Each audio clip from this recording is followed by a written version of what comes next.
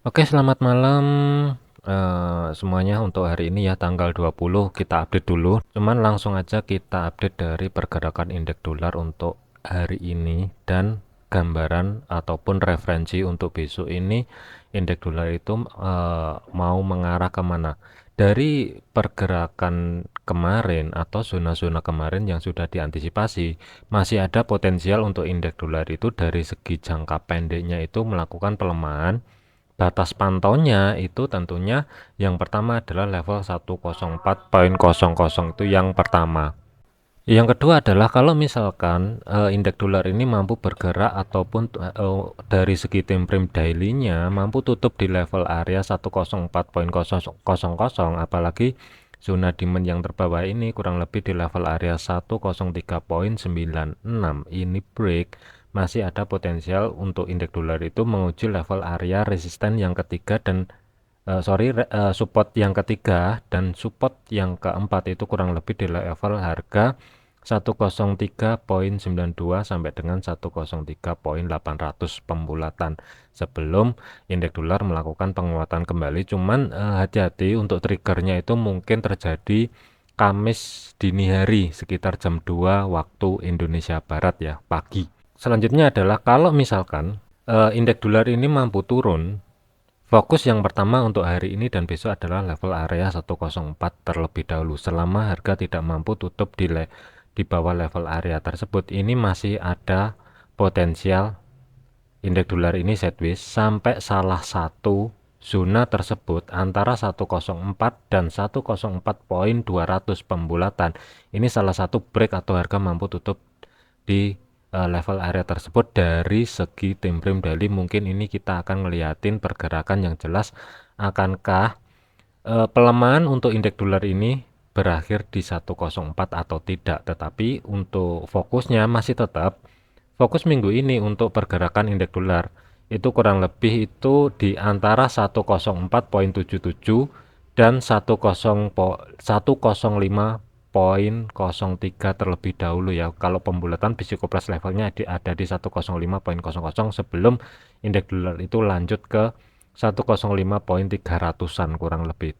Tetapi waspada untuk hari ini ya. Dua level area support yang mesti dipantau untuk hari ini adalah 104 dan 103.900 sebagai psikopras level kalau misalkan dibulatkan. Bisa jadi untuk indeks dolar hari ini masih ada potensial 104 kemudian reject ke atas. Itu yang pertama. Kemudian yang kedua adalah masih ada potensial untuk indeks dolar ini kalau misalkan harga mampu lewat ataupun tutup di bawahnya 104, mungkin sedikit di bawahnya yang mesti kita antisipasi adalah 103.900, baru potensial untuk indeks dolar ini pelan-pelan ngerambat ke atas sampai salah satu zona validasinya ketika tutup di atasnya 104.200 pembulatan. Ini mungkin kita akan lihatin pergerakan yang jelas untuk indeks dolar ini melakukan penguatan kembali untuk minggu ini.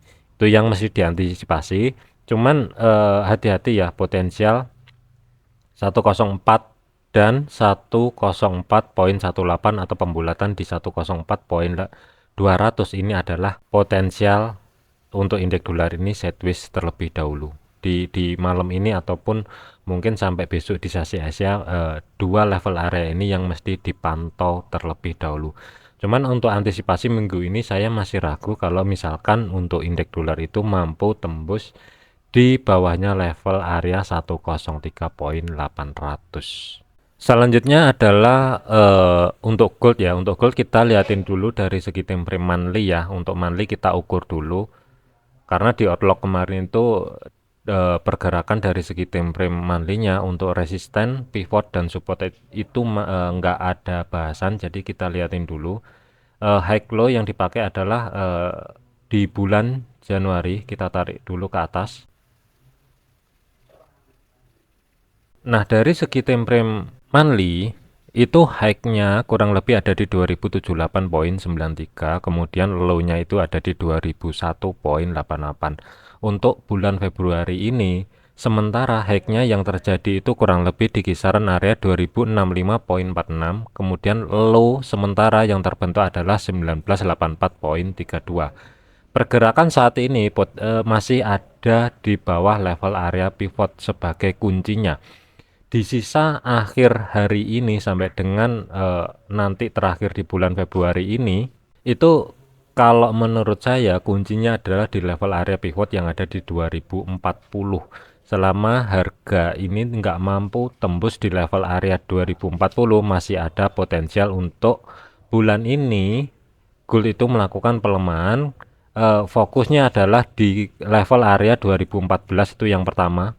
Kemudian yang kedua adalah di 1976 batasan maksimal, karena untuk low yang terbentuk di bulan ini sementara ya, low-nya itu kan ada di level area 1984 dan resisten yang kedua itu berhasil ditembus di 2014. Jadi masih ada potensial penutupan untuk bulan ini, masih ada potensial di bawahnya 2014, batasan maksimal adalah 1976 itu kalau dari segi time frame monthly.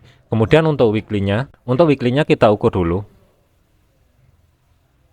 Untuk pergerakan weekly, low di minggu yang lalu itu kurang lebih di kisaran level area 1984.32, kemudian high-nya itu ada di 2031.16. Kemudian pivotnya itu ada di 2007. Pergerakan saat ini itu berada di atasnya level area resisten 1 yang berada di kisaran 2023. Potensial untuk gold di minggu ini ya, kuncinya adalah selama harga mampu bertahan di antara level area 2023 dan 2030,91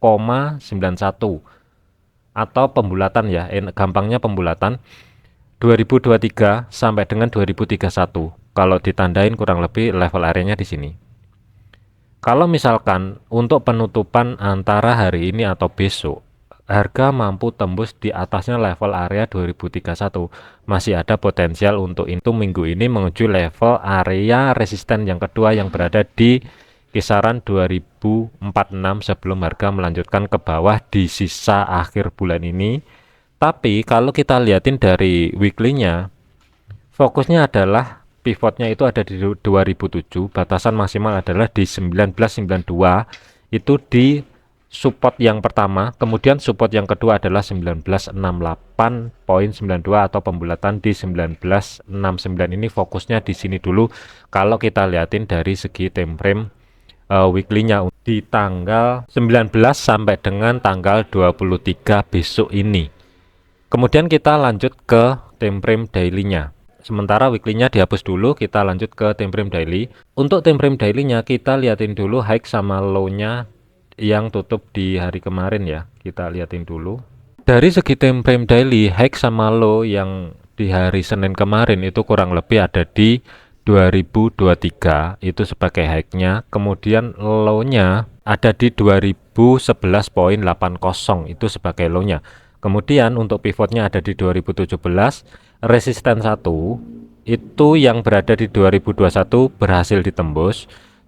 Untuk saat ini harga bergerak di antara level area resisten yang kedua itu ada di 2026.70, kemudian resisten yang ketiganya ada di 2032 sampai dengan 2035. Potensial untuk hari ini masih ada potensi untuk gold itu merangkak naik ke atas, cuman fokusnya adalah batasan maksimal untuk kenaikan hari ini adalah di antara 2032 sampai dengan 2035.